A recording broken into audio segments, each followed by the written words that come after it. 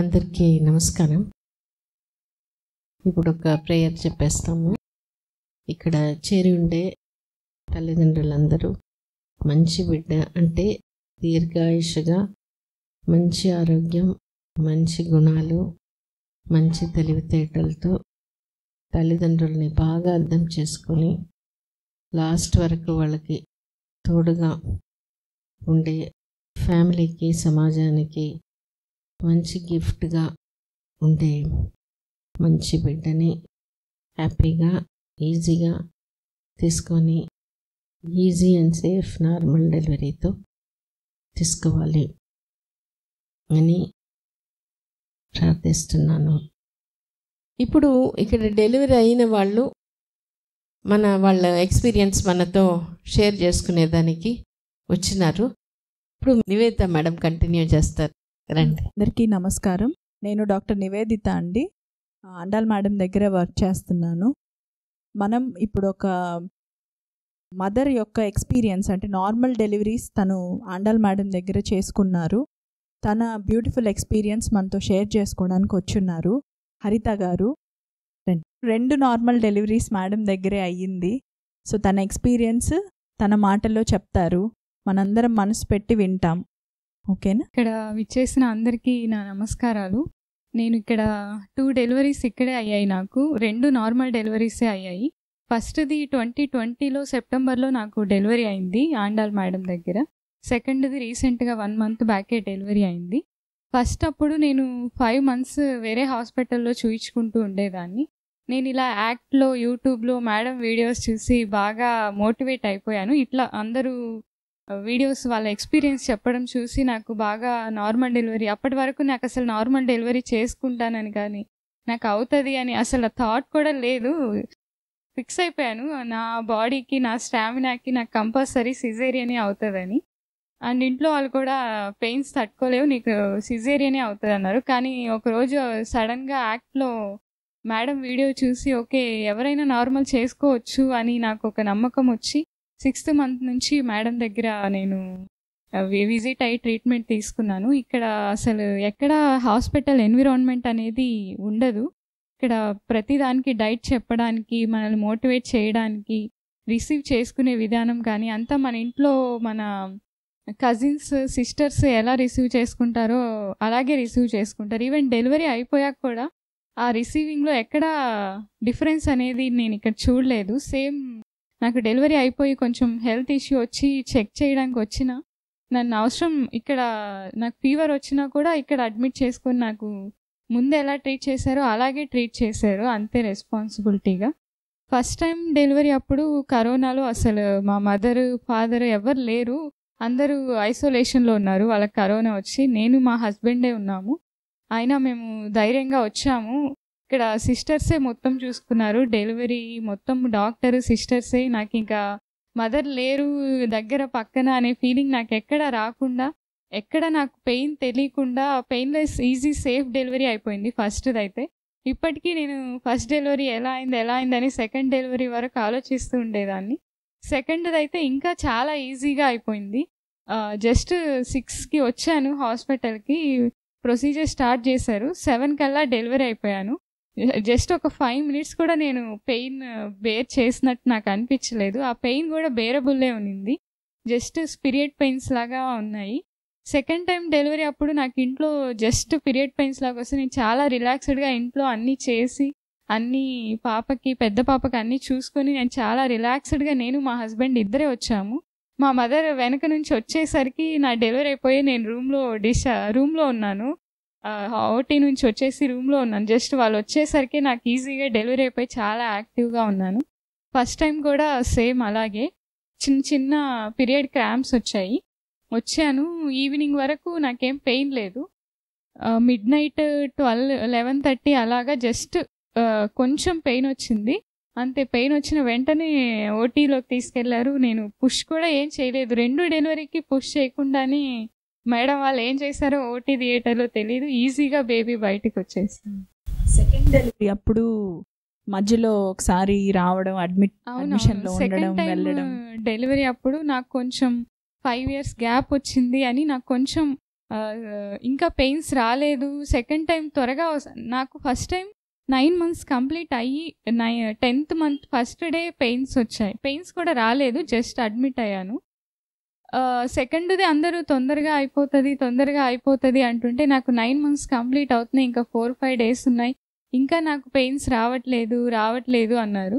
ఇక్కడ డాక్టర్స్ నాకు సిస్టర్స్ ఏం పర్వాలేదు, పెయిన్స్ రాకున్నా మేము ఇంజెక్ట్ చేస్తాము, నీకు ఫస్ట్ నార్మల్ అయిపోయింది, ఖచ్చితంగా నీకు నెక్స్ట్ కూడా నార్మలే అవుతుంది అని ధైర్యం చెప్పారు. కానీ నాకు ఎక్కడో నా బాడీ సపోర్ట్ చేస్తుందా. నేను ఫస్ట్ టైం కొంచెం కరోనా కాబట్టి ఫ్రీగా ఉన్నాను, ఆఫీస్ స్ట్రెస్ కూడా లేదు, బాగా ఎక్సర్సైజెస్ బాగా చేసుకున్నాను, టాక్ టు బేబీ కూడా బాగా చేసుకున్నాను. సెకండ్ టైం నేను 9th month నుంచే ఎక్సర్సైజ్ స్టార్ట్ చేశాను, టాక్ టు బేబీ కూడా ఆల్మోస్ట్ 9th month నుంచే చేశాను.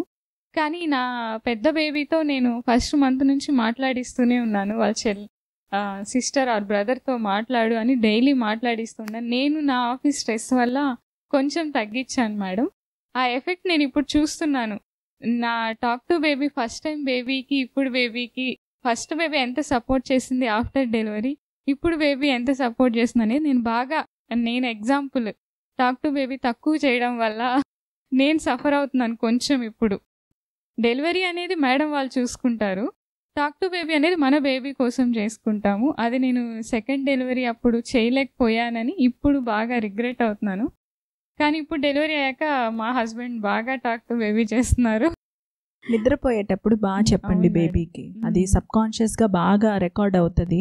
మేడం ఎప్పుడు చెప్తుంటారు టాక్ టు బేబీ, మనకి ముందు నుంచి చేసిన తల్లులు ఒకలాగుంటారు, మధ్యలో నుంచి చేసిన వాళ్ళు ఒకలాగుంటారు, బట్ ఇబ్బంది పడేవాళ్ళు కొంతమంది. అలా ఇబ్బంది పడకూడదు అంటే మాత్రం మీరు ఆఫ్టర్ డెలివరీ అయినా సరే బేబీ నిద్రపోయేటప్పుడు టాక్ టు బేబీ చేయడం, మనకేం కావాలి అనేది బేబీ బాగా గ్రహిస్తుంది. అది మేము ఎంత సముదాయించిన పాపదు, వాళ్ళ నాన్న ఏదో ఒకటి క్రియేట్ చేసి చెప్తూ ఉంటే వింటూ అలా నిద్రపోతుంది మేడం. అదే టాక్ టు బేబీకి అంత ఎఫెక్ట్ ఉంది ఆఫ్టర్ డెలివరీ కూడా. ఇద్దరికి టాక్ టు బేబీ ఫస్ట్ బేబీకి ముందు నుంచి సెకండ్ బేబీకి 9th month నుంచి చేశానన్నారు కదా. ఫస్ట్ బేబీతో పర్టికులర్గా ఏం చెప్పేవారు? ఫస్ట్ బేబీతో మేడం అంటే అదే అప్పుడు బాగా టైం ఉన్నింది, ఎక్కువ ఇంట్రెస్ట్ ఉంది, హెల్దీగా ఉండాలి, మనకు సేఫ్ డెలివరీ, నార్మల్ ఈజీగా అమ్మకి పెయిన్ లేకుండా డెలివరీ అయిపోవాలి, నువ్వు మంచిగా ఉండాలి, అందరినీ రెస్పెక్ట్ చేయాలి, సొసైటీలో బాగా మంచి వాల్యూస్ ఎథిక్స్ నేర్చుకోవాలి అని చెప్పేదాన్ని మేడం. హెల్దీగా ఉండాలి, ఆకలి వేసినప్పుడే ఏడవాలి, నైట్ నిద్రపోవద్దని. అలాగే ఎప్పుడు నైట్ నేను లేచింది లేదు మేడం, జస్ట్ పాలు ఇవ్వడానికి తప్ప ఇంకా మేల్కొనిందే లేదు. సెకండ్ టైం బేబీకి ఇవేం చెప్పుకోలేదు. ఆ ఎఫెక్ట్ ఇప్పుడు నేను ఎక్స్పీరియన్స్ చేస్తున్నాను. ఎందుకు నార్మల్ డెలివరీనే అవ్వాలి అని అనుకున్నారు? ఎప్పటి నుంచి డెలివరీ గురించి చెప్పేవారు? ఫస్ట్ టైం నేను కన్సీవ్ అయినప్పుడు ఎప్పుడు నార్మల్ సిజేరియన్ అనే ఆలోచన లేదు. ఇప్పుడు ఈ టైంలో ఎలాగో సిజేరియన్ అవుతుంది, నార్మల్ అనేది పాతకాలంలోనే అవుతుంది కాబట్టి ఇంకా నాకు సిజేరియనే అనుకున్నా. మేడం వీడియో ఇలాగ యాక్ట్లో చూసి ఓకే నార్మల్ చేసుకోవచ్చు మేడం దగ్గరికి వెళ్ళి అని కాన్ఫిడెన్స్ వచ్చి ఇక్కడికి వచ్చాక ఇంకా ఎక్కువ కాన్ఫిడెన్స్ వచ్చింది. అంటే ఫస్ట్ డెలివరీ అప్పుడు ఎక్సర్సైజెస్ బాగా చేశానన్నారు కదా, ఎప్పటి నుంచి ఎక్సర్సైజెస్ బాగా చేసేవారు? మేడం నేను అప్పుడు 6th month నుంచే చేశాను మేడం. సెకండ్ది నేను 9th monthలోనే చేసి 9th month 1 week తర్వాత నుంచే స్టార్ట్ చేశాను. అంటే అప్పటి వరకు నేను బిజీగా ఉన్నాను వర్క్ స్ట్రెస్లో, కానీ బాగా తొందరగానే అయిపోయింది madam within. So 5 years of gap ఉంది కదా ఫస్ట్ బేబీకి సెకండ్ డెలివరీకి. మీకు ఆ టైంలో కొంచెం భయం అనిపించింది మేడం. మీరు డాక్టర్స్, సిస్టర్స్, మేడము బాగా కౌన్సిలింగ్ ఇచ్చారు, నాకు బాగా మోటివేట్ చేశారు. నీకు ఫస్ట్ టైం అయిపోయింది, సెకండ్ అది ఇంకా ఈజీగా అవుతుందని ఎగ్జాంపుల్స్ చూపించారు. నేను డాక్టర్ ప్రణీత మేడము ఇట్లా ఇంకా చాలా మంది నేమ్స్ గుర్తు రావట్లేదు కానీ వాళ్ళందరూ సెకండ్ టైం డెలివరీ ఎక్స్పీరియన్స్లు చూశాను. అవన్నీ చూశాక నాకు ఇంకా కాన్ఫిడెన్స్ వచ్చింది మేడం చేసుకోగలను అని. ఇంకా సాహితీ మేడం అయితే అదే ఒకరోజు విజిట్కి వచ్చినప్పుడు బేబీ హార్ట్ బీట్ తగ్గిపోయింది, అడ్మిట్ అవ్వమన్నారు. అంటే మానిటరింగ్ చేద్దాము 1 day అంతా అని. ఆ రోజు నైట్ అంతా ఇక్కడే ఉన్నాను. కొంచెం భయం వేసింది. హార్ట్ బీట్ తగ్గినప్పుడు వెంటనే మేడం సేఫ్టీ ఇంపార్టెంట్ అంటారు కదా, మాకు కూడా సేఫ్టీ బేబీదే ఇంపార్టెంట్, ఇలా ఎక్కడ హార్ట్ బీట్ వల్ల నాకు సిజేరియన్ అవుతుందని కొంచెం డౌట్ వేసింది. అప్పుడు మేడం వచ్చి నీ బాడీ టిష్యూస్కి ఓల్డ్ ఎక్స్పీరియన్స్ ఉంటుంది, అప్పుడు ఎలా డెలివరీ అయిందో దానికి తెలుసు, బాడీకి తెలుసు, అది డెలివరీ టైం వచ్చాక వెంటనే ఓపెన్ అయిపోతుంది అని చెప్పారు మేడం. దానికి ఎగ్జాంపుల్ నా second time delivery madam. Last time ఎప్పుడైతే 9 months కంప్లీట్ అయ్యి నెక్స్ట్ డే ఏ టైంలో పెయిన్స్ వచ్చి నేను ఆ హాస్పిటల్లో అడ్మిట్ అయ్యాను, ఈ టైం కూడా 9 months కంప్లీట్ అయ్యి నెక్స్ట్ డేనే అదే డేనే డెలివరీ అయింది మేడం. అది మేడం చెప్పింది నిజమే అని అప్పుడు 100% నాకు నమ్మకం వచ్చింది మేడం. ఇది చాలా ఇంపార్టెంట్, ఎందుకంటే every possible aspect of normal delivery as well as caesarean రెండు తనకు ఎక్స్ప్లెయిన్ చేశారు. ఆ టిష్యూ మెమరీ గురించి చెప్పినప్పుడే తను బాగా రిలాక్స్ అవ్వగలిగింది మేడం. అలా రిలాక్స్ అయ్యాను. నాకు చిన్న డౌట్ ఉండేది, అది కూడా నేను గూగుల్ చేయడం వల్ల ఆ డౌట్ వచ్చింది మేడం. ఇంజెక్ట్ చేస్తే పెయిన్స్ రాకపోతే ఖచ్చితంగా ఇంకా డెలివరీ ఏదో ఒక సిజేరియన్ అయినా చేయాల్సిందే, వెనక్కి అయితే వచ్చేది ఉండదు అని తెలుసుకొని ఈ 5 years గ్యాప్, ఇప్పుడు నాకు 30 years, అప్పుడు 25, బాడీ అంత ఫ్లెక్సిబిలిటీ ఉంటుందా లేదా అని, నేను సరిగ్గా ఎక్సర్సైజ్ చేయలేదు కదా అని నాకు కొంచెం డౌట్గా ఉంది. ఇక్కడ ఇచ్చిన మోటివేషన్కి నేను రిలాక్స్ అయిపోయి, మేడం కూడా నీకు పెయిన్స్ వచ్చినప్పుడే రా, నేను అడ్మిట్ చేసుకో, నీకు పెయిన్స్ వచ్చినప్పుడే రా అన్నారు మేడం. ముందు రోజు నైట్ అని చెప్పారు మేడం. మేడం డెలివరీలో ఉన్నారని నేను స్టెప్స్ ఎక్కి ఒక 20 times పైకి ఎక్కి దిగాను. మేడం వచ్చేసరికి వెయిటింగ్లో. నెక్స్ట్ మార్నింగ్ కల్లా నాకు పెయిన్స్ వచ్చేసాయి మేడం. సో ఫిజికల్ ప్రిపరేషన్ అనేది ఈ కేసులో కొంచెం తక్కువ ఉంది, అంటే ఎక్సర్సైజెస్ కానీ, టాక్ టు బేబీ కానీ, డైట్ కానీ, ఇవంతా కొంచెం తక్కువ. But mentally she has been relaxed. Madam ఏం చెప్పారు అనేది తను ఇమీడియట్గా తీసుకోగలిగింది. ఆ టిష్యూ మెమరీ నీకు ఉంటుంది అని చెప్పినప్పుడు కొంచెం టైం తీసుకున్నా కూడా వెంటనే తను మెడిటేషన్ హాల్లో రెస్ట్ తీసుకోవడం, రిలాక్స్ అవ్వడం, తన ఎక్స్పీరియన్సెస్ అందరితో షేర్ చేసుకోవడం, స్టాఫ్ సపోర్ట్ తను బాగా తీసుకునింది ఆ టైంలో. సో ఇది ముఖ్యం, ఈ స్టాఫ్ సపోర్ట్ తీసుకోవడం అనేదే చాలా చాలా ఇంపార్టెంట్. బికాజ్ ఆండాల్ మేడం మనతో డైరెక్ట్ ఇంటరాక్షన్ అనేది తక్కువ స్పానే ఉండొచ్చు మీరు కన్సల్టేషన్లో ఉన్నప్పుడు లేదంటే అడ్మిషన్లో ఉన్నప్పుడు. బట్ స్టాఫ్ అనేవాళ్ళు మీకు ఎవ్రీ విజిట్లో ఎవరో ఒకరితోటి అది వచ్చేస్తుంది. అంటే శాంత గారు ఉంటారు, విజయలక్ష్మి గారు ఉంటారు, జయలత గారు ఉంటారు, 25లో మనకి చెకప్ చేసేవాళ్ళు ఉంటారు. వీళ్ళందరూ కూడా మీకోసమే అనేది మీకు అర్థమైనప్పుడు ఆ అలైన్మెంట్ వచ్చేస్తుంది ఈజీగా. ఇది తనకి మాత్రమే కాదు, ఇది అందరికీ పాసిబుల్ అయ్యే ఛాన్స్ అయితే ఖచ్చితంగా ఉంది కదా. అవును మేడం. మీ మాటల్లో అంటే నార్మల్ డెలివరీ ఈజీగా, నార్మల్ డెలివరీ అనేది అసలు పెయిన్లెస్ అని నేను చెప్తాను మేడం. అది మన మెంటల్ ప్రిపరేషనే. నాకైతే 2 డెలివరీస్ ఎగ్జాంపుల్, 2 పెయిన్లెస్గానే అయ్యాయి. నాకు ఎక్కడ నేను ఇంత పెయిన్, అందరు పాతకాలం అమ్మ వాళ్ళు అలా చెప్తుంటారు, అందుకే నేను ఫస్ట్ టైం ఫిక్స్ అయిపోయాను. ఇక్కడ అడ్మిట్ అవ్వక ముందు వరకు, ఇక్కడ ట్రీట్మెంట్ తీసుకోక ముందు వరకు నేను ఇంకా సిజేరియనే అని ఫిక్స్ అయ్యాను. అంటే ఇంట్లో వాళ్ళు కూడా అంత రిస్క్ తీసుకోరు కదా మనల్ని చూసి. కానీ ఇక్కడికి వచ్చి నా ఫస్ట్ ఎక్స్పీరియన్స్ అయ్యాక అసలు పెయిన్లెస్గానే ఉంటుంది డెలివరీ అంటే అనేది నమ్మాను. ఇక సెకండ్ టైం 2 చూస్తే ఇంక అందరికీ నాది ఎగ్జాంపుల్గా నేను అందరినీ మోటివేట్ చేయొచ్చు, నా సరౌండింగ్స్. ఇప్పుడు డెలివరీ ఎన్ని డేస్ అవుతుంది? నాకు 28 days అయింది. 28 days, మంచిది.